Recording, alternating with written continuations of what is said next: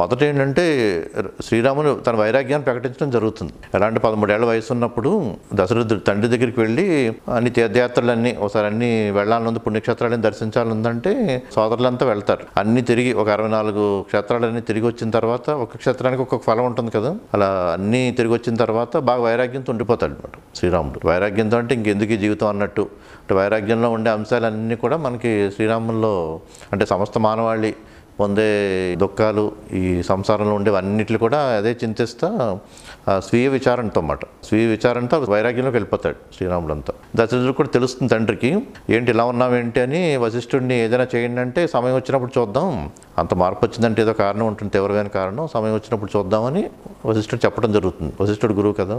ఒకసారి విశ్వామిత్రుడు శ్రీరాముడు తీసుకెళ్ళడానికి వస్తాడు, అతను యజ్ఞం చేయడానికి శ్రీరాముడు కావాలని తీసుకెళ్ళడానికి వస్తాడు.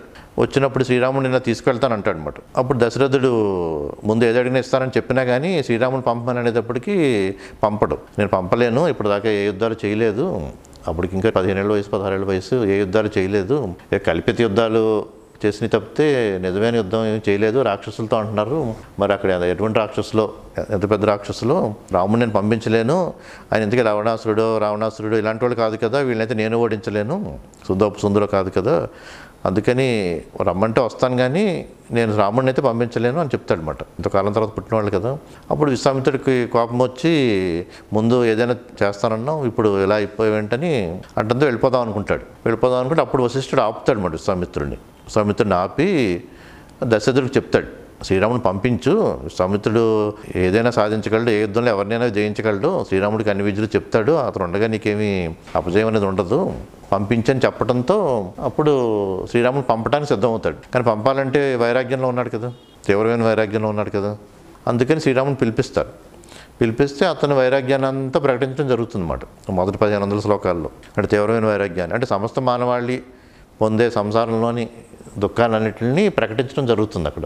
మరి శ్రీరాముడికి ఎందుకు అజ్ఞానం వచ్చింది అని ప్రశ్న వస్తుంది. ఇప్పుడు అరిష్టనేమి అడుగుతాడు వాల్మీకిని చెప్తున్నప్పుడు, మరి శ్రీరాముడికి అజ్ఞానం రావటం ఏంటని. దానికి 4 శాపాలు ఉన్నాయి. అందుకు విష్ణువు ఇలా శ్రీరాముడి కింద మానవ జన్మ ఎత్తడం జరిగింది. మొదటి శాపం ఏంటంటే, విష్ణు ఒకసారి బ్రహ్మ దగ్గరికి వెళ్తున్నప్పుడు అందరూ ఆహ్వానించారు, సనత్కుమారుడు మాత్రం సమాధిలోంచి లెగలేదు, మిగిలిన అందరూ దేవతలు ఆహ్వానించారు విష్ణువుని. అప్పుడు విష్ణు సనత్కుమారుడు సమాధిలో ఉన్న సనత్కుమారుని చూసి, నువ్వు సమాధే గొప్పదనుకుంటున్నావా, అహం పెరిగింది అని శాపం ఇస్తాడనమాట, నువ్వు ఒక మానవ జన్మ ఎత్తుతావని. అతనే తర్వాత కుమారస్వామిగా పుట్టి దేవకార్యాలు నిర్వర్తిస్తాడు అనమాట. ఆ కథలో అంశం అది. అప్పుడు సనత్కుమారుడు కూడా నేను సమాధిలో ఉన్నది గ్రహించక ఇలా శాపమిస్తారా, నీవు కూడా అవతారంలో అజ్ఞానాన్ని పొందుతూ ఉంటాడు అనమాట. విష్ణు అజ్ఞానం పొందుతూ ఉంటాడు అనమాట. అలా శ్రీరామ అవతారంలో కొంత అజ్ఞాన దశ ఉండటం అనేది శ్రీరాముడికి సంభవించినట్టుగా, అక్కడ సనత్కుమారుని చెప్పించినట్టుగా ఉంటుంది కదా.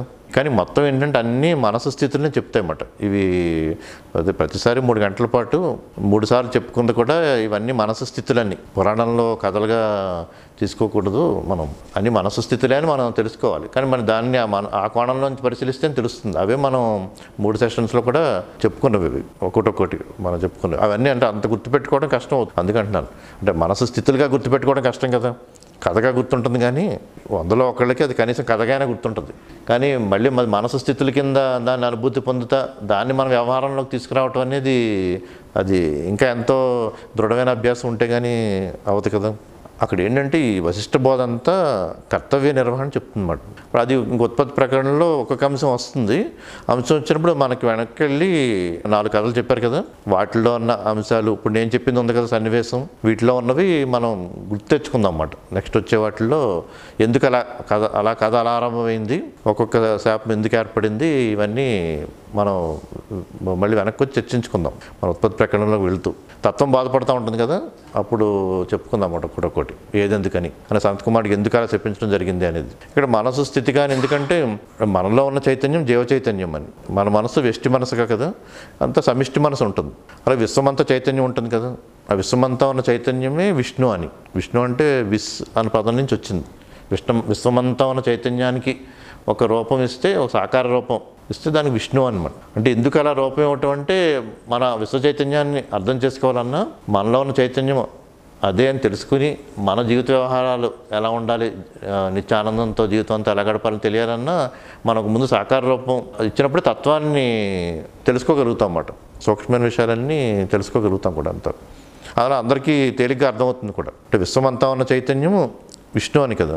ఆ విశ్వమంతా అంటే మొత్తం ప్రళయం వచ్చి అంత మహాశూన్యంగా అయిపోయి ఉంటే మిగిలి ఉండేది పరమాత్మ బ్రహ్మము అని కదా. విశ్వ చైతన్యం రూపంగా గల విష్ణువు ఇప్పుడు మనలోనే చిదాకాశాన్ని అనుభూతి పొందుతున్నప్పుడు జీవ చైతన్యాన్ని అనుభూతి పొందుతాం, మనలోని చైతన్యాన్ని అనుభూతి పొందుతాం. కానీ ఒక వ్యష్టిగా మన చైతన్యాన్ని అనుభూతి పొందుతూ నేను అన్న భావాన్ని వదిలి, మనం ఇప్పుడు ఉదాహరణ చెప్పుకుంటాం కదా, ఘటంలో ఉన్న ఆకాశం ఘటాకాశం, ఘటం తనలో ఉన్న ఆకాశాన్ని అనుభూతి పొందుతున్నట్టుగా మనలో చిదాకాశాన్ని అనుభూతి పొందుతాం.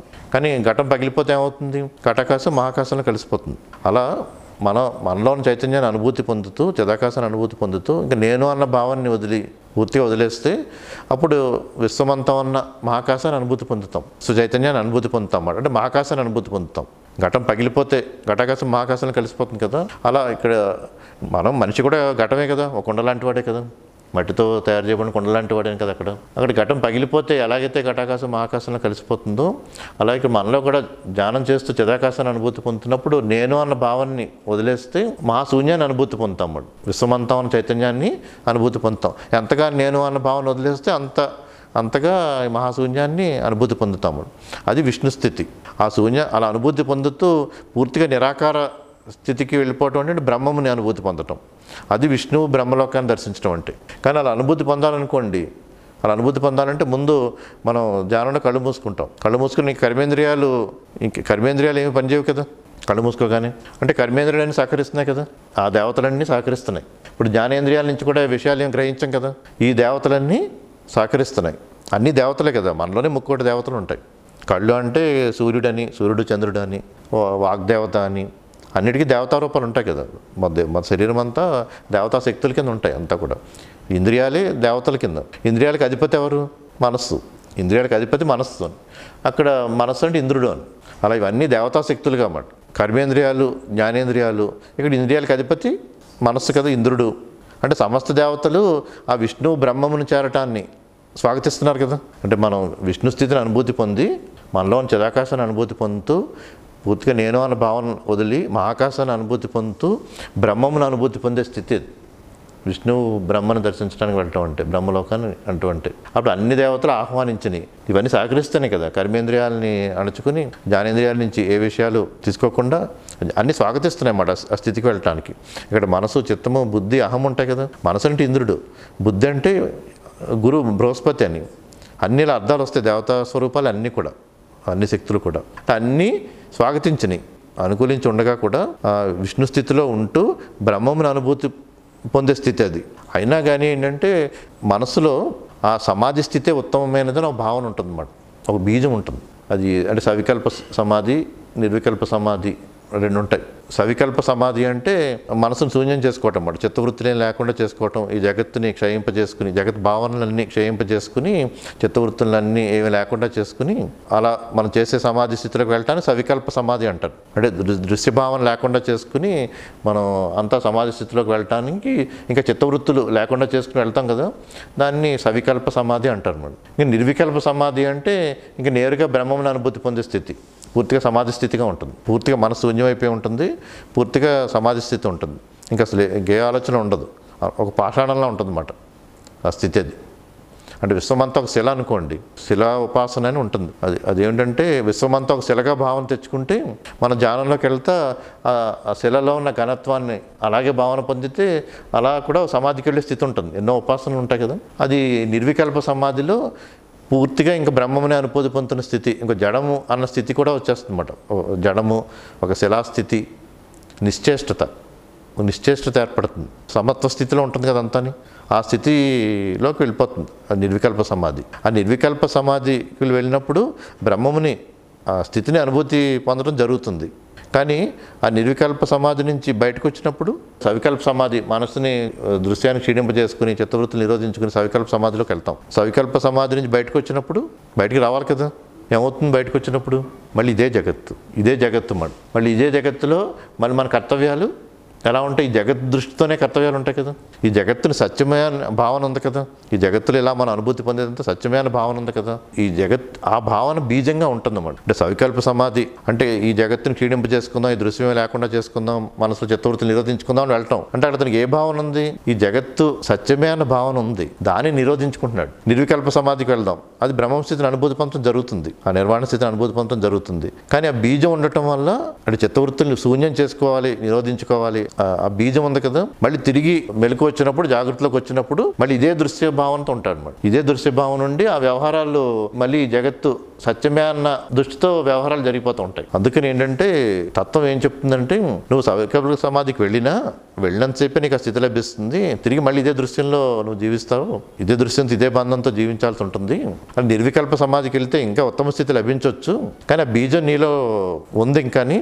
అందుకే నిర్వికల్ప సమాధి నుంచి బయటకు వచ్చినా మళ్ళీ మనం చేసే వ్యవహారాలు ఈ దృశ్యం సత్యమే అన్నట్టు దీంతో బంధం ఏర్పరచుకునే వ్యవహారాలు ఉంటాయి. రెండూ ఉత్తమ స్థితిని ఇవ్వవు అని, అది మొదటి విషయం. రెండోది ఏంటంటే జీవుడు అలా 100 సంవత్సరాలు జీవించేది ఏంటంటే మొత్తం జీవితం అంతా పాషాణ స్థితిని అనుభూతి పొందడానికి కాదు మాట. జీవితం అంతా కూడా నిర్వికల్ప సమాధికి వెళ్ళి పాషాణ స్థితి కదా, అది ఎక్కడ జగద్భావన లేని స్థితి కదా. ఆ పాషాణ స్థితిని దేహం చాలించేంత వరకు పాషాణ స్థితిని అనుభూతి పొందాలని ఉంటుంది కదా. ఆ పాషాణ స్థితి ముక్త స్థితి కాదు అని వశిష్ఠ తత్వం చెప్పేది బోధంతా.